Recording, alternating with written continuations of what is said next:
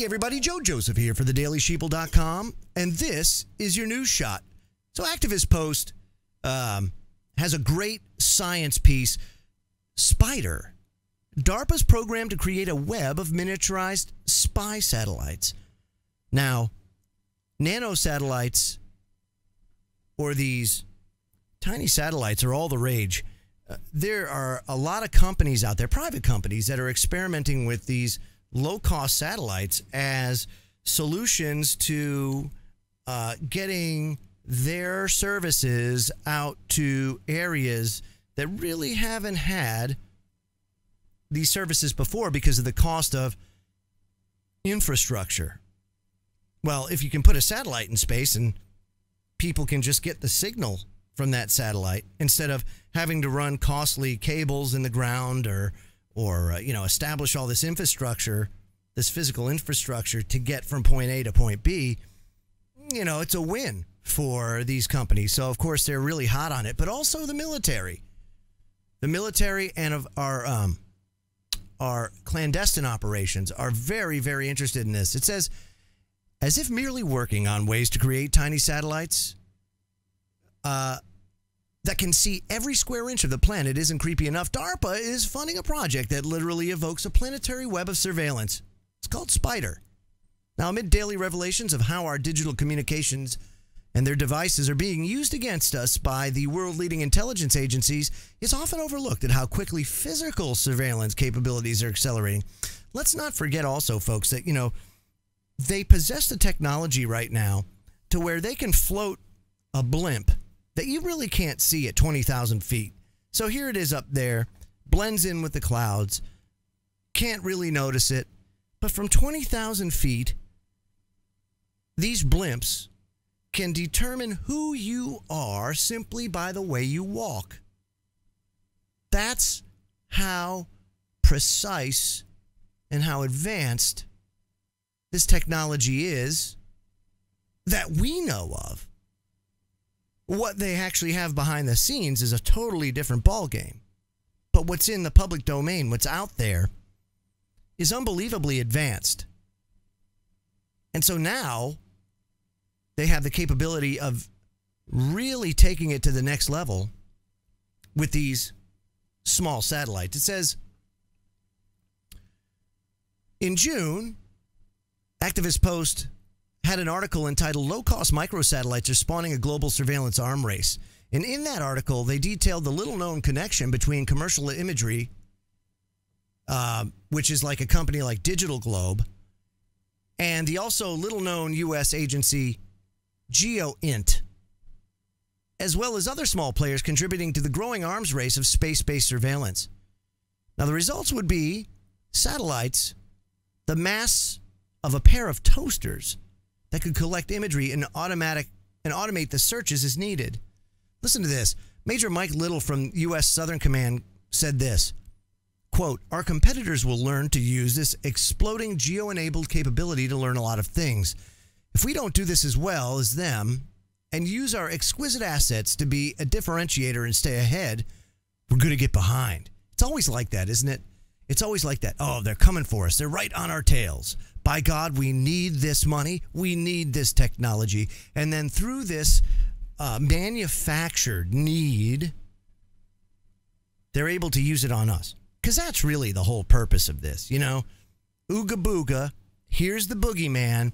We use the boogeyman to strike fear in the hearts of our non-representing representatives and their constituency to get the funding required to further enslave us and use this technology on us.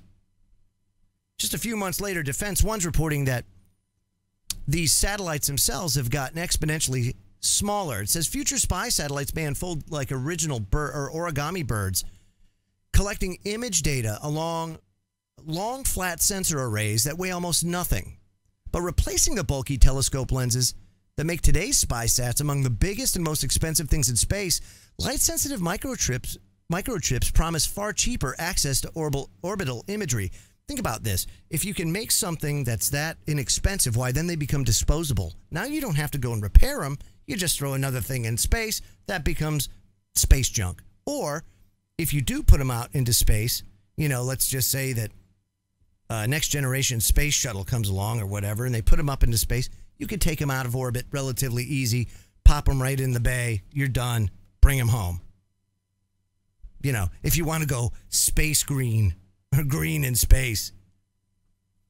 But the fact remains that now that this capability is available to many more people due to the small nature of things, you've got entities like Facebook that were thinking about putting up these solar-powered airplanes that would just fly indefinitely, providing Facebook connectivity to everybody throughout the world. Now they don't need to do that because they can put out a network of these nanosats, the size of your fist, that can do the same thing at a fraction of the cost.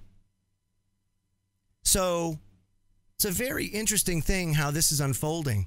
You also couple this with 5G and the implementation of 5G, the fact that they're putting this web out there. Think about it. They encircle the earth. They form a web over the earth, perhaps to take over the matrix or to create a matrix within the matrix. To create a construct within the construct. What we come to find out is existence, through the revelations that quantum science has provided. It's like funhouse mirrors, where construct within a construct within a construct within a construct. We have another example of that with computer programs that were developed to simulate the planet along with its inhabitants, called the Sentient World Simulation. Here you have a simulation being run with 7 billion nodes. Each node represents a person. Each node receives the data that has been collected through your search history, your purchasing, what you say in your emails, in your chat rooms, your communications, your cell phones. All of these things are aggregated and represent you in these simulations. And then they can take a natural disaster, an economic collapse, a war, and they can play it out to see how you would react based on the data and your behavior in the electronic world. Again, it is a construct within a construct. So, this is where we're at. And very soon, that's why I say we don't have a lot of time. It's not like it used to be, where everything was in, just keep going, kick the can down the road. When George Bush was president, things were dire, but you weren't talking about the end of humanity or the end of life as you know it. The way things have been for thousands of years with regards to humans. We're literally at the doorstep of something as significant as the automobile. Whereas for thousands and thousands of years, we used the horse and buggy. And then all of a sudden, the automobile comes and it revolutionizes travel as we know it. And then we have airplanes, and then we have high-speed trains, and then we have space travel, all within a 100-year time span that for thousands of years prior to that, technology never advanced. We're really at the cusp of something that major.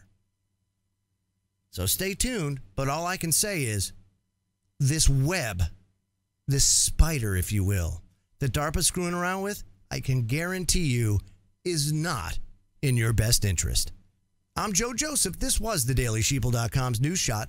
Feel free to comment below and visit our website at thedailysheeple.com. Have a great day, everybody.